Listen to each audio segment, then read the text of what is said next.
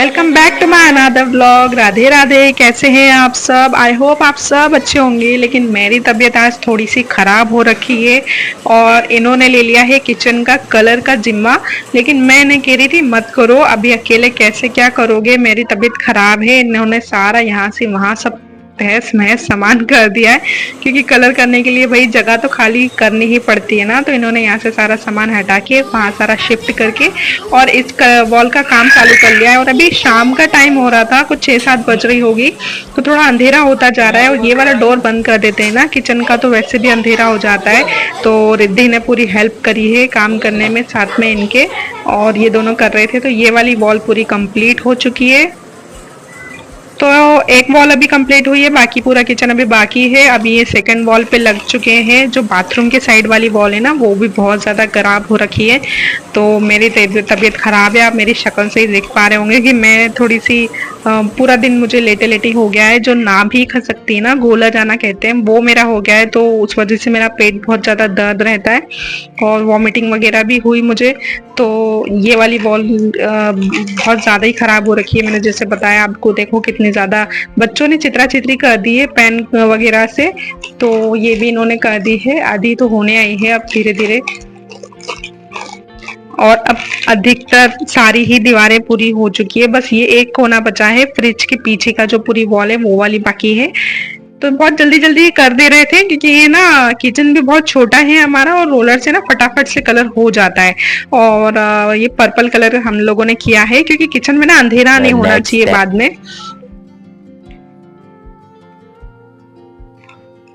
तो दूसरे दिन का ये वीडियो मैंने बनाया था कि मैंने रात को ही 10-11 बजे थोड़ी सी मेरी तबीयत मुझे ठीक लगी, उसके बाद मैंने ये सब कुछ साफ कर दिया था। एक एक चीज मैंने उतार उतार के अच्छे से साफ करके लगा दी थी, क्योंकि दीवार जब कलर करते हैं तो बहुत सारा कलर नीचे भी फैल जाता है, बहुत गंदगी हो जाती है। तो वो सब मैंने क्लीन रात को करने के बाद और थोड़ा थोड़ा सुबह किया। तो ये देखो किचन की वॉल सारी अच्छे से बिल्कुल चमक उठी है, बिल्कुल पूरा कलर बदल गया है। वो तो मेरे किचन में लाइट्स कम है, और यहाँ जो आरओ लगा था ना, वो भी पीछे जैसा का तैसा ही रखा हुआ है, क्योंकि जो उसकी मशीन खराब है वो भी लाना बाकी है। तो उसके लिए ना सिटी जाना नहीं हो रहा है, उस साइड जाना नहीं हो रहा है जहाँ वो मिलती है। तो ये पीछे भी बहुत ज्यादा गंदगी हो गई थी, क्योंकि किचन की ना सारी गंदगी तो यही निकली थी। तो सारा मैंने सुबह ही धो दिया था, और सुबह से बस मैं यही काम में लगी थी। अभी बहुत टाइम भी हो गया था। तो मैंने आज खाने में ना बनाया है दाल बाटी, क्योंकि जल्दी भी बन जाती है, और मैंने बना ली है ताकि थोड़े ना ज्यादा ही बना ली है, क्योंकि शाम तक का काम हो जाएगा, क्योंकि तबीयत मेरी अभी भी थोड़ी थोड़ी सी ऐसी लग रही है। और देखो ये मेरी यम्मी सी दाल, सलाद, और ये मिर्ची खाते हैं इसके हाँ, रिद्धि के पापा आपके लिए मिर्ची बहुत सारी तल दी है। तो खाना खाने के बाद हम वापस से लग गए थे। ये थोड़ा सा वॉलपेपर मैंने मंगाया था कुछ टाइम पहले, तो मेरे पास थोड़ा ही रखा था, 2 रोल थे बड़े बड़े। तो जितना हो पाएगा उतना कर देंगे, फिर देखेंगे जो भी होगा। तो ये मैंने थोड़ा ही मंगाया था देखने के लिए कि कैसा क्या रहता है। तो मैं अभी इस वॉल पे लगा रही हूँ, किचन वाली वॉल पे लगा दे रही हूँ। तो बाद में मुझे इतना अच्छा लगा इसको लगाने के बाद कि मैंने इसके 5-6 रोल और ऑर्डर कर दिए हैं, ताकि पूरी दीवार को हम कवर कर सके वॉलपेपर से। बहुत सुंदर लग रहा था वाकई में। आप बताइएगा कैसा लग रहा है। क्योंकि यहाँ पर जो मैं इंडक्शन रखती हूँ ना, उस वजह से दीवार पे बहुत ज्यादा छींटे उड़ जाते हैं। कुछ भी खाना बनाते, चाय बनाते, तो उसके छींटे उड़ जाते, उससे ना वॉल बहुत जल्दी गंदी हो जाती है। फिर कलर का तो ऐसा है कि आप उसको ज्यादा धो नहीं सकते, नहीं तो कलर बार बार धोने में निकल जाएगा। तो ये वॉलपेपर अच्छा रहेगा कि इस पे आप गीला कपड़ा मार दो तो साफ हो जाएगा। तो यहाँ पर मैं इंडक्शन रखती हूँ, मिक्सर रखती हूँ, और चाय बनाने का मेरा पूरा सिस्टम इधर ही रहता है। जैसे कांच के गिलास वगैरह, पानी थोड़ा बहुत यहाँ रखती हूँ, ताकि पूरा चाय बनाने का इधर सेटअप हो जाता है, तो मैं उधर खाना बनाने का रख लेती हूँ। तो ये ऐसे करके मेरे 2 प्लेटफॉर्म हो जाते हैं ना, तो बहुत सारी चीजें इजी हो जाती है। क्योंकि मेरा प्लेटफॉर्म तो आप देखते हैं कितना छोटा है, तो उसके देखिए जो नीचे का जो सेक्शन है ये पूरा बाकी था, तो मैंने सारा सामान बाहर निकाल दिया। ये नेक्स्ट डे का वीडियो है। थोड़ा थोड़ा काम मैं हर दिन कर रही थी, इसलिए हर दिन थोड़ा थोड़ा वीडियो मैंने बनाया, लेकिन सारा एक साथ आपको पहुंचा दे रही हूँ मैं। आज ही सारा देख लीजिए, ताकि समझ में आ जाए कि मेरे इतने दिन व्लॉग क्यों नहीं आए। तो यहाँ पर ना बहुत गंदगी हो गई थी, और ये जो सारा सामान है छोटा छोटा जो क्लीनिंग वगैरह का सामान है वो ही मैं यहाँ पर रखती हूँ। और जो थोड़ा सा कभी कभी होता है कि नीचे झाड़ू पोता हम लगा नहीं पाते हैं एकदम से, क्योंकि सामान वहाँ पे बहुत सारा रखा होता है। तो मैं अभी यहाँ पे अच्छे से सर्फ डाल के, पानी डाल के, और मैं इसको ब्रश से घीस दे रही हूँ ताकि अच्छे से पूरी क्लीनिंग हो जाए। और कपड़े से मैंने अच्छे से साफ कर दिया है, क्योंकि सामान भी यहाँ छोटा छोटा बहुत सारा रखती हूँ मैं। वैसे तो सिंक के नीचे का एरिया है, लेकिन बहुत क्लीन ही रखती हूँ हमेशा। सिंक में से कोई पानी वगैरह टपकना नहीं होता है, बिल्कुल भी पानी कभी नहीं टपकता है इसके नीचे से। तो यहाँ पे सामान भी सारा सेफ ही रहता है, ऐसे गंदगी नहीं रहती है। लेकिन थोड़ा क्या धूल वगैरह जमा हो गई थी, तो वो भी मैंने बहुत अच्छे से क्लीन कर दी है। जो छोटी छोटी चीजें थी वो सब क्लीन करके ही मैं रख रही हूँ, क्योंकि लगे हाथ ना काम होता जाएगा तो होता जाएगा। अभी जो कलर की वजह से जो सारा मैसी हुआ है ना, ये अभी हो जाएगा तो बहुत अच्छा रहेगा। फिर क्या दिवाली तक बात गई, दिवाली तक क्लीनिंग ठीक से हो नहीं पाती है। जो नीचे का रहता है थोड़ा बहुत हम लोग कर भी लेते हैं, लेकिन अगर कलर का काम निकल जाता है तो फिर दिवाली पे तो बहुत जल्दी जल्दी हड़बड़ी में सब कुछ करना रहता है। तो इन्होंने कलर अभी कर दिया है, क्योंकि जब से घर लिया है ना तब से किचन का कलर हमने एक बार किया है, ज्यादा हम लोग कर भी नहीं पाए। और इतना टाइम भी नहीं मिलता है किसी को कि बार बार कलर करे। तो यहाँ का मैंने सारा सामान अच्छे से सेट कर रही हूँ ये बास्केट में। ये बास्केट ऊपर रखी हुई थी तो मैंने अभी रिद्धि से मंगवाई है, ताकि इसमें ना बॉटल्स वगैरह सारी इसमें जम जाएगी। तो जैसे ही मुझे अगर झाड़ू पोछा नीचे करना रहता है तो मैं बास्केट निकाल के डायरेक्ट कर दूंगी झाड़ू पोछा। ऐसे एक एक चीजें उठाना नहीं पड़ेगी, और इसमें सेफ भी रहेगी सारी चीजें। तो ये जो चिप्स वगैरह कटर होता है वो, और साफ सफाई करने की जो ये कॉलिन वगैरह और विनेगर वगैरह सब वहां पे रखती हूँ मैं नीचे। और इससे आप और कुछ मत समझिएगा, ये सोया सॉस की बॉटल्स है, 2 बॉटल्स मेरे पास रखी थी। तो अच्छा खासा अभी भी सोया सॉस मेरे पास पड़ा हुआ है। इतना ज्यादा यूज में तो नहीं आता है, लेकिन ठीक है रखा हुआ है तो बिगड़ता भी नहीं है। और एक आध जो खाली बॉटल में रखती हूँ किचन में, कुछ भी कभी भी जरूरत पड़ जाती है जैसे। तो ऐसे क्लीनिंग करते करते ही ना मुझे अभी बहुत टाइम लग जा रहा है। सुबह का खाना भी लेट हो जा रहा है, क्योंकि छोटा मोटा काम करना है। तो सुबह में कर लो तो अच्छा लगता है, फिर दोपहर में गर्मी इतनी ज्यादा होती है कि फिर बैठने की नहीं बनती है किचन में तो बिल्कुल भी। तो मैंने लगे हाथ ये कॉलिन की बॉटल भी फिल कर दी, क्योंकि ये भी खाली होने आई थी। तो ये क्लीनिंग वगैरह के लिए सब यही बॉटल ये यूज करते हैं। कहीं भी कुछ क्लीन करना होता है, कांच करने होते हैं, टेबल वगैरह कुछ करना होता है तो ये इससे क्लीन करते हैं। तो ये भी मैंने फिल कर दिया, एक्स्ट्रा में ला के रखा था मैंने कॉलिन का बड़ा पैक भी। तो थोड़ा सामान इस वाली कबर्ड के नीचे है, जो किचन में सिंक है इसके नीचे, और थोड़ा जो बाथरूम वाला सिंक है थोड़ा उसके नीचे है। तो आधा आधा सामान यहाँ वहाँ हो रखा है, क्योंकि ना कुछ जिस चीज की जहाँ जरूरत होती है वो वहीं पर मैं रख देती हूँ। फिर क्या होता है कि मिलती नहीं है किसी को, अभी सबको पता है कि कौन सी चीज कहाँ है, तो फिर वो मिल जाती है आसानी से। तो कॉलिंग यहाँ है, सर्फ साबुन सब उस वाली कबर्ड के नीचे है। तो ऐसा वैसा चल रहा है अभी, क्योंकि छोटी जगह अगर हो ना तो फिर उसको ऑर्गेनाइज करना बहुत मुश्किल हो जाता है कि आप कैसे क्या रखोगे। तो मैं ये बर्तन धोने के कूचे बता रही थी, और ऑरेंज वाला गाला का है और ग्रीन वाला रिफ्लेक्ट का है। तो रिफ्लेक्ट का वाला मुझे बिल्कुल अच्छा नहीं लगता है, और जो गाला वाला है ना वो कूचा बहुत अच्छा होता है। इससे मेरा बर्तन करीबन 6 महीने में उसको बर्तनों के लिए यूज करती हूँ, बिल्कुल खराब नहीं होता है। वो जो रिफ्लेक्ट वाला है ना वो 1 महीने के अंदर ही खराब हो जाता है। तो काफी सालों से मैं गाला वाला यूज कर रही हूँ। वो तो बीच में एक आध बार पता नहीं कैसे रिफ्लेक्ट वाला मैं गलती से ले आई, और वो फट जाता है, बिल्कुल किसी काम का नहीं रहता है। तो मैं आपको वही बता रही थी कि जो गाला वाला कूचा है ना, अगर आप उसको स्टील के कूचे की जगह भी यूज करते हो, या जो सॉफ्ट वाले कूचे की जगह भी यूज करते हो, तो वो बेस्ट है। और मेरी कबर्ड भी अच्छे से जम गई है, पूरे अच्छे से सेट हो गई है। और दोनों मुझे कुकर भी यहीं रखने होते हैं, क्योंकि इतनी जगह नहीं है ड्रॉर्स में कि मैं कुकर रखूं। ये वाली कढ़ाई वाली ड्रॉर है, उधर वाली थाली, और फिर सिलेंडर। तो ऐसे फिर बिल्कुल जगह नहीं बचती है। और ये जब कलर हो रहा था ना तो ये सब भी निकाल दिया था, पर्दा पाइप वगैरह सब निकाल दिया था, ताकि अच्छे से वॉश भी हो जाएगा और इन पे कलर भी नहीं गिरेगा। तो हनी को देखो आप, पूरा टाइम आजकल मोबाइल में लगी होती है। इसको मोबाइल मिल जाए मतलब बिल्कुल शांति रहेगी घर में, पता भी नहीं चलेगा कि घर में हनी है।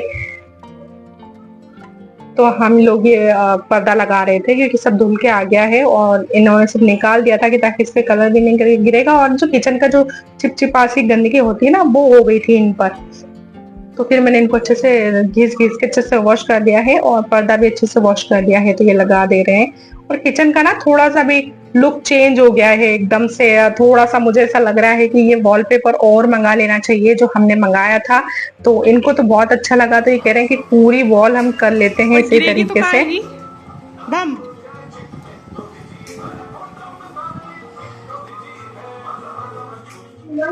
तो ये है नेक्स्ट डे और आज मैं बना रही हूँ मूंग दाल की बरी। तो मूंग की दाल मैंने गलने रख दी है गर्म पानी से गला देंगे ना तो जल्दी से गल जाएगी, आधे घंटे में गल भी जाएगी। तो इसको गला के अभी मैं ढक के रख दे रही हूँ। और मैं मूंग की दाल की बरी बना रही थी, ये बात घर में अभी किसी को पता ही नहीं है। तो इनको लगा कि मैं मूंग की दाल बना रही हूँ, तो इन्होंने लौकी निकाल ली, कहते हैं कि मुझे लौकी के भजे बना के खिला दो, ताकि मूंग की दाल तो गले से उतरने नहीं वाली है किसी के भी। तो इनको मैंने अभी तक बताया नहीं था कि मैं मूंग की दाल की बरी बनाने वाली हूँ। तो मैंने कहा कि ठीक है, तुम भी ब्लॉग ही देख लेना कि क्या बनने वाला है। ऐसे हम बात कर रहे थे और ये लौकी खींच रहे थे भजी के लिए, और मैं बना रही थी मूंग की दाल की बरी जो बनाने के लिए हल्की सी इसको दरदरी मिक्सर में करनी रहती है। तो इसमें सारे मैंने मसाले डाल दिए थे, जीरा, लाल मिर्च, धनिया पाउडर और लहसुन अदरक का पेस्ट जो मैंने बना के रखा हुआ था। तो वो लहसुन अदरक का पेस्ट डाल दूंगी और नमक डाल के उसको हल्का सा पानी डाल के पीस लेना है।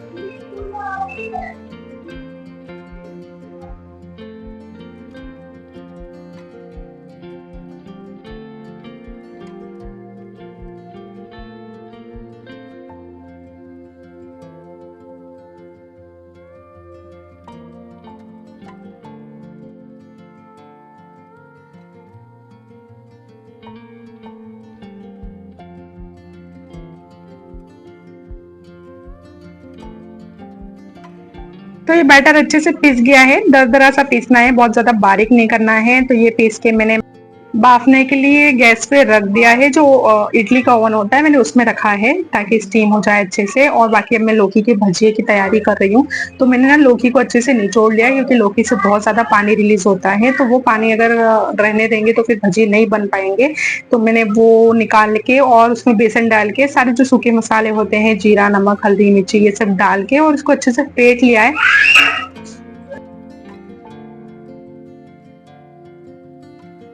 और गर्मी इतनी ज्यादा हो रही है ना कि मुझसे तो हैवी हैवी कपड़े बिल्कुल पहने नहीं जा रहे हैं। तो अभी मैं पूरा टाइम इन्हीं कपड़ों में रहती हूँ, मतलब इसी टाइप के कपड़ों में रहती हूँ, क्योंकि सूट वगैरह डालने के बाद तो बहुत गर्मी लगती है, तो उसको थोड़ी देर में चेंज करने का मन करता है। और बाल तो ऐसा लगता है कि बस बॉयकट करवा लिए जाए जिससे।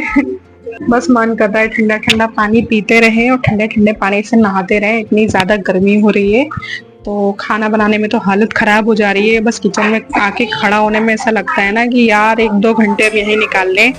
तो अभी मूंग की दाल की बरियां भी अच्छे से स्टीम हो गई है, तो वो मैं निकाल दे रही हूँ। और मैंने थोड़ी थोड़ी सी बड़ी बड़ी बनाई थी, नहीं तो क्या है कि आती नहीं, इसमें छोटी छोटी बनाती तो और भी आती नहीं, बड़ी बना दी है मैंने जल्दी जल्दी के लिए। 2 प्लेट मैंने इसमें चढ़ा दी थी और अभी थोड़ा सा बैटर और भी बाकी रखा हुआ है। और मेरे वाले ना ये ओवन में ऐसा होता है कि नीचे वाले जो प्लेट में ना पानी भरा जाता है। तो आपके ओवन में भी ऐसा होता है क्या कि नीचे वाली प्लेट में पानी भरा जाता है? तो मैं कभी भी नीचे वाली 2 प्लेट में तो ढोकला वगैरह कुछ भी बना ही नहीं पाती हूँ, सिर्फ ऊपर वाली प्लेट में ही बनाती हूँ जो भी बनाती हूँ। तो आज मैंने जैसे नीचे वाली में चढ़ा दिया था तो थोड़ा सा ना गल गया और पानी भरा गया, और ऊपर वाली एकदम देखिए बिल्कुल सूखी है। तो फिर मुझे लगता है कि ओवन पूरा किस काम का, जब मुझे सिर्फ ऊपर वाले में ही इडली बनानी है और ऊपर वाले सेक्शन में ही ढोकला बनाना है, तो बाकी के सेक्शन किस काम के हैं। तो ये मुझे अच्छा नहीं लगता है बिल्कुल भी। तो जो सेकंड बैच है मूंगी दाल की बरियों की, मैं वो लगा दे रही हूँ वापस से स्टीम होने। और लौकी का घोल भी तब तक रेडी हो जाएगा, थोड़ा देर रखा रहेगा ना तो वो बेसन अच्छे से हो जाएगा, उसमें मैरिनेट हो जाएगा लौकी के साथ। और बाकी मैं सब्जियों की तैयारी कर रही थी, प्याज वगैरह मैं निकाल रही थी ताकि मैं प्याज काट लूँ। लहसुन अदरक का पेस्ट तो मेरा बना हुआ रखा ही है, तो उसके लिए कोई चिंता नहीं है, फटाफट से डाल दूंगी। तो अभी मैं प्याज काट रही हूँ सब्जी के लिए। बाकी तो मैं मूंग की दाल की बरिया बना रही हूँ, रोटी बना रही हूँ और लौकी के भजी बना रही हूँ। तो लौकी के भजी तो इन लोगों ने पहले ही बना के मैंने फटाफट दे दिए थे ताकि इनको भूख लगी हो तो बच्चे भी खा लें, ये भी खा लें। और बरिया भी अब स्टीम हो गई है, तो अब मैं इनको फ्राई करने का काम करूंगी। फ्राई इसलिए कर दी हूँ क्योंकि इन दोनों ने बोला है, रिद्धि और उसके पापा ने कहा है कि इनको फ्राई कर दो तो और अच्छी लगेगी, तो मैंने इनके बातों में आके फ्राई कर दी, वरना ऐसे भी बहुत अच्छी लगती है। मतलब डायरेक्ट स्टीम करने के बाद उसकी सब्जी बन जाती है, लेकिन इनके कहने पे, मैंने दोनों के कहने पे इसको थोड़ी हल्की हल्की सी फ्राई कर दी, बहुत ज़्यादा नहीं करी। मतलब कलर उसका वैसा ही रहा है, हल्की हल्की की है मैंने।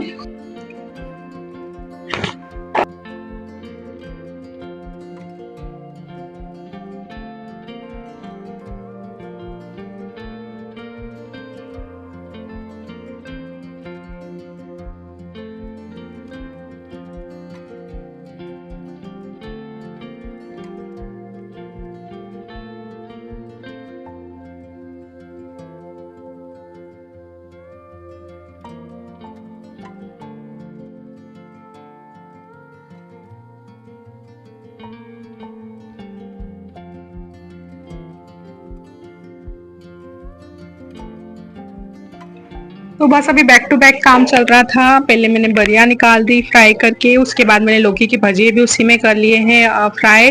और अब मैं बच्चों को दे रही हूँ लगा के प्लेट में, वो ये खाएंगे, तब तक खाना भी बन जाएगा। तो बस बैक टू बैक काम चल रहा है। उधर मैं आटा लगाने की भी तैयारी कर रही थी, ताकि इधर सब्जी बनेगी, इधर आटा लगाऊंगी तो फटाफट रोटियां भी उतर जाएंगी।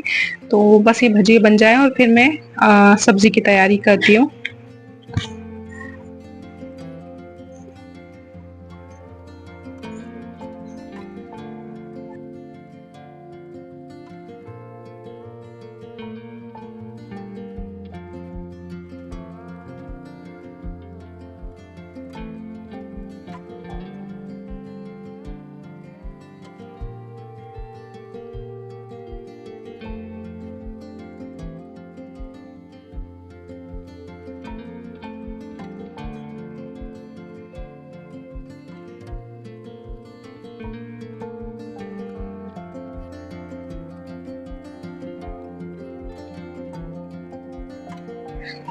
तो भजिए बनाने के बाद ना मैंने उसी कढ़ाई में से तेल कम करके और सब्जी के लिए मैंने मसाला उसमें ही कर लिया है। जो लहसुन प्याज का जो मसाला होता है, प्याज मैंने काट के रख लिया था, मतलब काट छील के और पीस के मैंने रख लिया था। तो उसको मैंने डालने के बाद लहसुन अदरक का पेस्ट डाल दिया है, तो मसाला तो फटाफट से पक जाएगा। और बाकी मैंने फिर सूखे मसाले डाल के जो सिंपल सी जो ग्रेवी होती है, वो वाली ग्रेवी मैंने बना ली है लहसुन प्याज और सूखे मसाले से।